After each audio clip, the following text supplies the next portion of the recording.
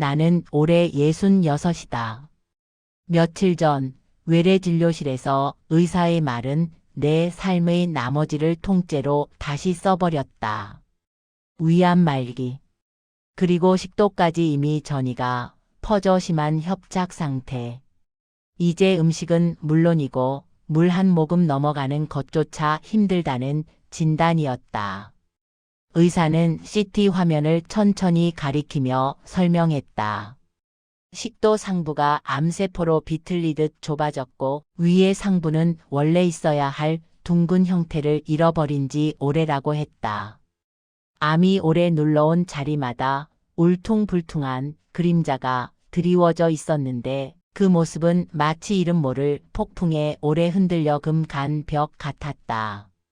나는 설명을 듣는 내내 아무 말도 하지 못했다. 아들과 남편도 같이 앉아 있었지만 세 사람의 그림자가 진료실 바닥에 길게 늘어질 정도로 공기는 무겁고 조용했다. 의사는 차분한 목소리로 이어 말했다. 완치를 목표로 하는 치료는 어려운 단계입니다. 식도 스텐트 삽입은 가능하나 암이 이미 식도벽을 깊게 침범한 상태라 반복 시술은 위험할 수 있습니다. 추가 항암은 생존 기간에 유의미한 영향을 주긴 어렵습니다. 말을 돌린 것도 아니고 희망을 덧붙여 준 것도 아니었다. 그저 사실을 그대로 내게 건넨 것이었다. 나는 그 사실을 들었을 뿐인데도 마치 머리 위에서 무거운 철문이 내려지는 느낌이 들었다. 외래 진료실을 나서던 순간 남편이 조심스레 말했다. 천천히 걸어가자고. 하지만 그 천천히라는 말이 지금의 내 숨보다 더 빨랐다. 식도 협착은 이미 생활을 파괴하고 있었다. 밥은 물론이고 미음조차 목에서 걸렸고 얼음 한 조각도 넘기려다 보면 턱 끝까지 치밀어 올랐다. 내가 단단하다고 여기던 식도가 이렇게 쉽게 막혀버릴 수 있다는 사실이 놀라웠고 한편으론 내 몸이 더는 내 몸 같지 않다는 감각이 나를 무너뜨렸다. 결국 나는 끝이 없는 병원 입원을 유지하며 영양제와 수액에 의존하는 사람이 되었다. 밥상 앞에 앉아 음식을 씹을 때 느껴지던 즐거움은 이미 몇 달 전부터 사라졌고 나는 점점 더 먹지 않고 산다는 상태에 익숙해져야 했다. 침대에 누워 손등을 바라보면 내 뼈마디가 병실의 하얀 조명 아래 그대로 드러났다. 예전엔 손에 힘도 좋고 장독대 뚜껑도 척척 열어젖히던 손인데 지금은 도장 찍는 힘조차 버거웠다. 입원 첫날 나는 의사에게 조용히 물었다. 나 얼마나 남았나요? 그 질문이 내 입에서 떨어지는 순간 마치 내 삶이 나에게 묻는 것처럼 느껴졌다. 의사는 쉽게 답하지 않으려는 듯 숨을 천천히 내쉬었다. 그리고 마침내 눈을 들어 내 얼굴을 보았다. 위암 말기 수준으로 인한 영양 불량이 이미 심합니다. 예후는 개인차가 크지만 전형적인 말기 진행 속도보다 빠를 수도 있습니다. 하지만 중요한 건 얼마 남았냐 보다 남은 시간을 어떻게 지키느냐입니다. 삶의 질. 그 말을 듣는 순간 가슴이 조금 흔들렸지만 바로 무너지지는 않았다. 병실 창가로 햇빛이 비스듬히 들어와 침대 시트 위에 길게 그림자를 만들었다. 그 따뜻한 빛을 바라보면 살아있다는 게 감사해야 할 일일 텐데 그날따라 유난히 쓸쓸했다. 살아있는 것이 기쁜 게 아니라 살아있다는 사실을 붙잡아야 한다는 의무처럼 느껴졌다. 남편과 나는 평생 여행 한 번 제대로 못 갔다. 결혼하고 나서 줄곧 돈 아껴 아들 대학 보내느라 바빴고 남편은 공장 다니느라 늘 철 냄새를 달고 살았다. 그래서 우리는 늘 말만 했다. 애 시집장가 보내고 집 대출마저 갚으면 둘이서 바닷가나 한번 가보자고. 나는 아직도 그 약속을 지키지 못했다. 아들은 35. 결혼도 못했고 직장 생활도 이제 자리 잡는 단계다. 나는 늘 아들에게 말했다. 엄마 오래 살 테니까 천천히 해도 돼. 그렇게 말했는데 정말 미안했다. 나는 이제 오래 살 수 없게 되어버렸다. 이 사실이 너무 무서워. 밤새 창밖만 바라본 날도 많았다. 병동불이 꺼지고 홀로 남겨지는 느낌이 들 때마다 나는 나에게 물었다. 어떻게 살아야 할까? 어떤 모습으로 가야 후회가 없을까? 죽음 자체보다 남겨질 사람들 생각이 더 무서웠다. 식도 협착이 더 진행되면 숨 쉬는 것조차 힘들어질 수 있다고 했다. 암이 성대를 조이면 말하는 것도 어려워질 수 있다고 했다. 그러면 나는 남편과 아들에게 마지막 말조차 건네지 못한 채 떠나야 할지도 모른다. 그게 죽음보다 더 두려웠다.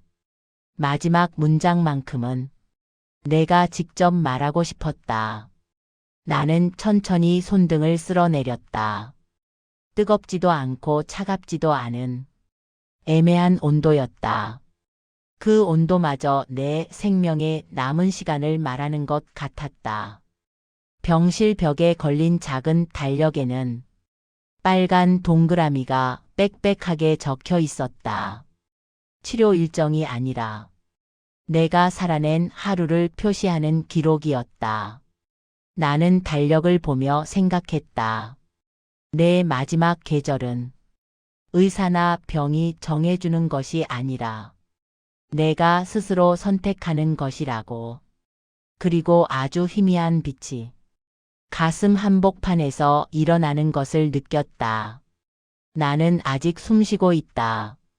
그렇다면 죽음을 기다리는 사람이 아니라 마지막을 살아내려는 사람으로 하루를 써야 하지 않을까. 나는 조용히 눈을 감고 다짐했다. 내가 이겨낼 수 없다면 최소한 온전히 살아내고 싶다. 병원 생활이 길어지면서 나는 세상이 점점 멀어지는 기분을 느끼기 시작했다.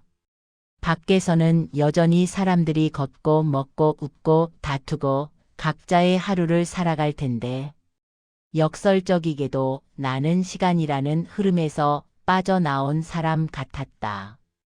병실 창문으로 보이는 풍경도 며칠째 비슷했다.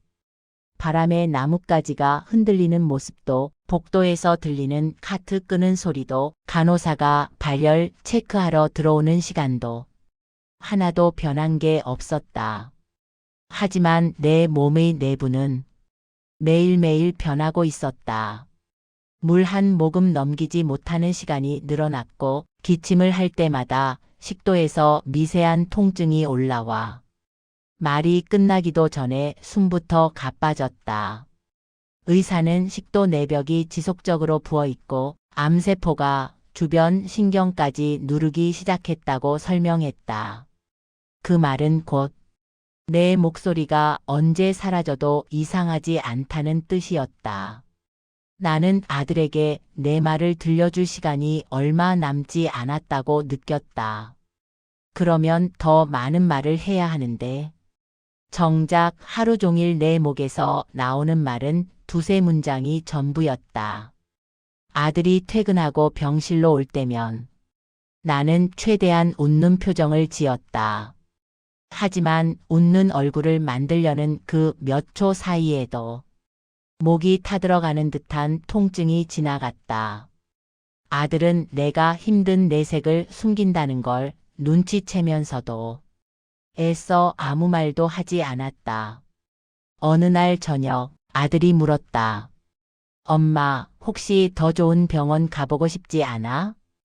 방송에서 유명한 의사 나온다고 사람들이 많이 보러 간다던 그 대학 병원도 있고 혹시 기적이 있을 수도 있잖아. 나는 잠시 침묵했다. 그 말 속에는 기적을 바라는 아들의 간절함과 내가 떠나는 순간을 상상하고 싶지 않은 마음이 동시에 들어 있었다. 그래, 한 번만 더 가보자. 내 목소리도 잘 나오지 않았지만 나는 천천히 고개를 끄덕였다. 며칠 뒤 나는 남편과 아들과 함께 유명하다는 교수님이 있는 대학 병원 외래로 향했다. 마치 마지막 희망의 문을 두드리는 마음이었다. 검사 결과를 본 그 교수님은 어려운 표정을 숨기려 하지 않았다. 암이 식도를 따라 상당히 진행된 상태입니다. 스텐트 삽입도 가능은 합니다만 암 조직이 식도벽을 감싸고 있어 통증과 출혈 가능성이 큽니다. 그리고 항암 치료는 현재 상태에서는 효과가 미미할 거라 판단됩니다. 그 말은 지푸라기를 잡으려고 달려온 우리 가족에게 다른 지푸라기조차 없음을 알려주는 말과 같았다. 병원에서 나와 주차장으로 걸어가는 길, 아들은 손으로 입을 가리며 울음을 참았다. 남편은 끝까지 아무 말도 하지 않았지만 손등이 떨리는 걸 나는 보았다. 그 모습에서 내가 병보다 더 미안해지는 순간들이 생겼다. 우리는 그날 아무 말 없이 집으로 향했다. 병원에서 집까지 오는 길은 늘 30분이면 충분했는데 그날은 3시간이 걸린 것처럼 느껴졌다. 남편도 아들도 차 안에서 말 한마디 하지 않았다. 밤이 되어 병실로 돌아온 뒤 불을 끄고 혼자 남자. 나는 천천히 눈을 감았다. 몸이 아픈 것보다 마음이 더 텅 비어 있는 느낌이었다. 왜 나일까? 왜 하필 지금일까? 무슨 죄를 그렇게 지었을까? 나는 그런 생각들에 잠겨 한참을 뒤척였다. 그러다 문득 어렸을 때 보았던 장면 하나가 떠올랐다. 엄마는 늘 말했다. 죽음이 오는 건 사람 잘못이 아니라고.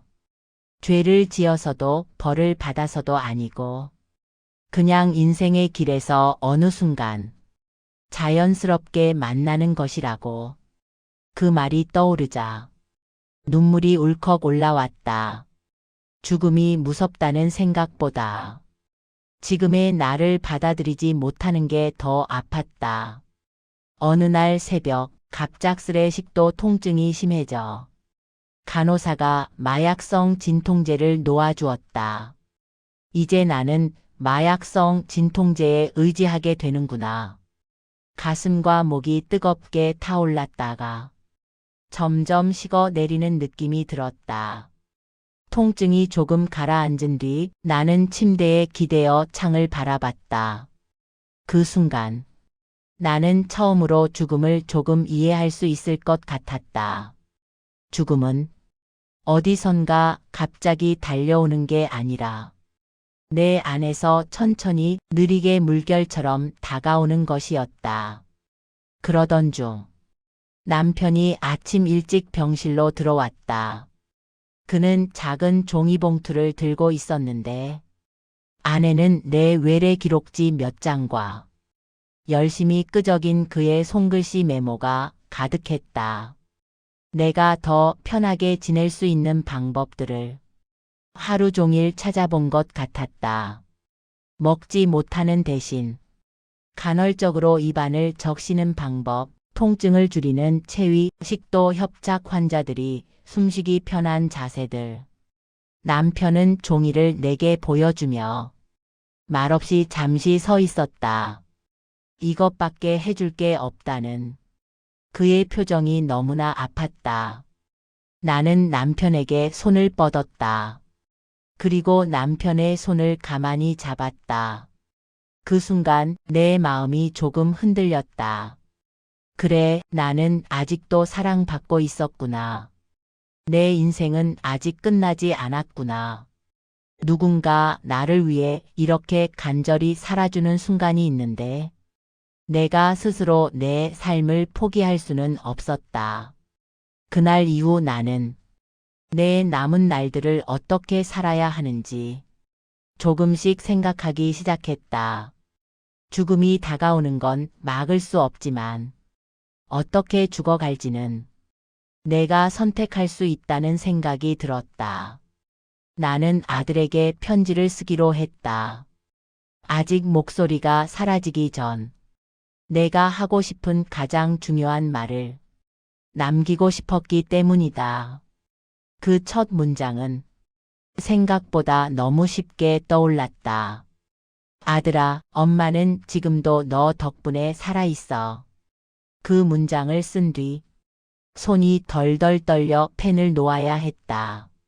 하지만 이상하게도 오랜 시간이 지나 내가 침대에 다시 누웠을 때 마음이 조금 편안해져 있었다. 그날 밤 나는 처음으로 내 삶을 마지막이 아니라 정리할 수 있는 시간이라고 생각했다. 더 이상 불행을 세는데 시간을 쓰지 않고 남아있는 것들을 하나씩 꼭 쥐고 정리하는 시간을 살아볼 수 있지 않을까. 나는 천천히 눈을 감으며 생각했다. 죽음이 머지 않았더라도 나는 오늘 살아있는 사람이다. 그 사실을 잊지 않는다면 내 삶은 아직 끝나지 않았다. 아침은 늘 비슷한 빛으로 병실에 들어온다. 하지만 어느 날 아침 나는 그 빛이 다르게 보였다. 햇빛은 창틀에서 한번 부서져 침대 위에 잔잔한 금빛 조각으로 떨어지고 있었다. 나는 그 빛을 보며 문득 생각했다. 이제 내가 가진 빛은 저 작은 조각들처럼 많지는 않지만 분명 존재한다고. 그날 나는 혼자 몸을 일으켜 창가로 걸어갔다. 식도 협착 때문에 기침이 잦아졌고 숨을 들이마시는 것도 조심해야 했지만 그래도 창가까지 걸어가는 몇 걸음은 아직 내 몸이 허락해 주었다. 창밖에는 병원 정원이 보였고 환자복을 입은 사람들이 의자에 앉아 햇빛을 받은 채 누군가는 조용히 책을 읽고 있었고 누군가는 산책을 시도하고 있었다. 나는 그 모습을 보며 내 마지막 계절이 누워서 끝나는 시간만은 아니어도 되겠다는 생각이 들었다. 그날 오후 병동의 사회복지사가 병실에 들어왔다. 나는 가족들 대신 직접 이야기를 들어보겠다고 했다며 나에게 몇 가지를 물었다. 무엇을 하고 싶으신가요? 남은 시간을 어떻게 보내고 싶으신가요? 나는 질문을 듣고 잠시 생각했다. 지금까지 나는 죽음을 피하려고만 했던 것 같았다. 하지만 이제는 어떻게 죽음을 맞이할까가 아니라 어떻게 나다운 마지막을 만들까? 그 질문이 더 중요해졌다는 걸 알았다. 나는 말했다. 내 삶을 조금 더 정리하고 싶어요. 아들에게 하고 싶은 말도 있고 남편과 못다한 이야기도 있고 내가 살아온 시간을 돌아보는 시간도 갖고 싶어요. 사회복지사는 고개를 끄덕였다. 그리고 완화의료팀을 연결해 주겠다고 했다. 그들은 죽음을 기다리는 사람들이 아니라 삶을 다시 쓰는 사람들을 돕는 사람들이었다. 며칠 뒤 완화의료팀이 내 병실로 찾아왔다. 의사, 간호사, 그리고 심리상담사가 함께 있었고 그들의 말투는 치료 설명을 하던 의사들과 달리 조심스러우면서도 따뜻했다. 말기암 환자에게 가장 중요한 건 통증 조절과 삶의 가치를 지키는 것입니다. 몸이 허락하는 만큼 원하는 일을 하시는 게 좋습니다. 가족과의 시간, 기록, 추억. 그것들이 가장 큰 치료가 됩니다. 나는 그 말을 듣고 오랜만에 마음이 고요해지는 느낌을 받았다. 죽음을 준비할 수 있다는 건 이상하리만큼 사람을 안정시키기도 한다는 걸 그때 처음 알았다. 그날 밤 나는 아들에게 쓰던 편지를 다시 꺼냈다. 그리고 조용히 펜을 들었다.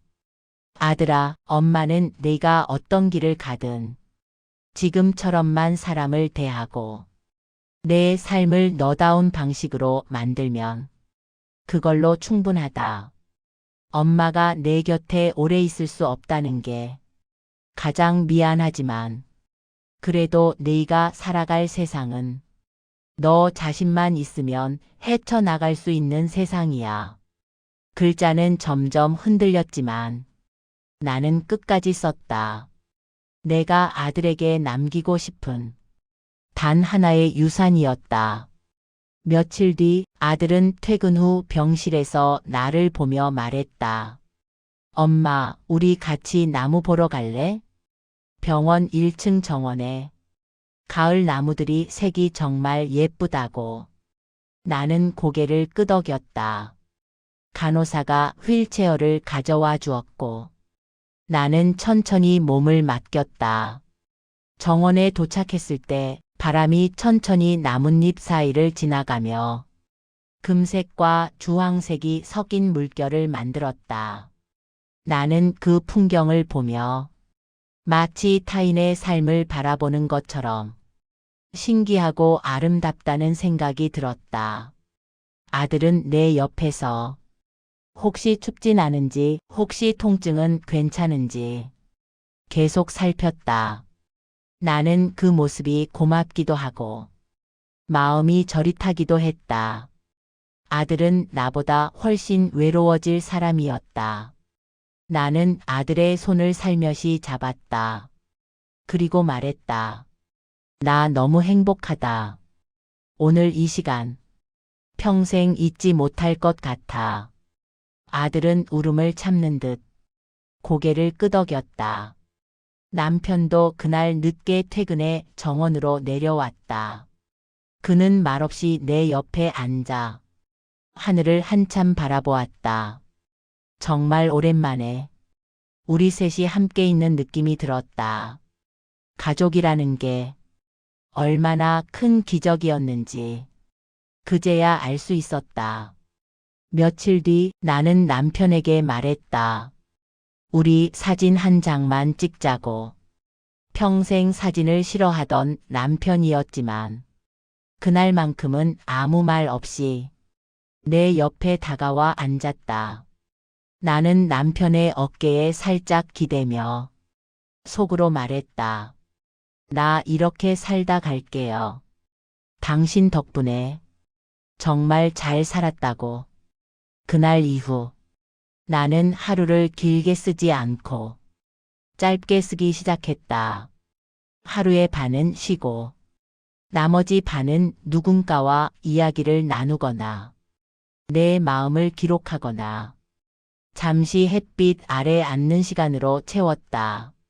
죽음이 가까워지면 사람은 이상하게 많은 것을 내려놓는 게 아니라 꼭 붙잡고 싶은 것만 남긴다. 내가 붙잡고 싶은 건 잘 살았다는 마음 하나와 사랑했다는 마음 하나였다. 어느 저녁 목이 더 많이 막혀 말을 거의 하지 못하게 된 날이 있었다. 마약성 진통제를 맞고 난 뒤 조금 괜찮아졌을 때였을까. 남편이 조용히 내 손을 감싸며 말했다. 당신은 평생 내 자랑이었어. 그 말을 듣는 순간 나는 더 이상 두렵지 않았다.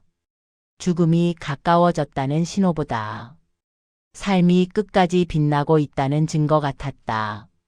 그날 밤 나는 글자를 쓰지 못했지만 마음속으로 아주 분명히 말했다. 나는 이제 준비가 조금은 됐다. 내 마지막 계절은 비참한 시간이 아니라 내가 살아온 시간을 온전히 마무리하는 시간이 되었다. 병이 내 몸을 가져갈 수는 있어도 내 삶을 가져갈 수는 없다는 걸 나는 이제 안다. 그리고 마지막 순간까지 나는 살아 있었다.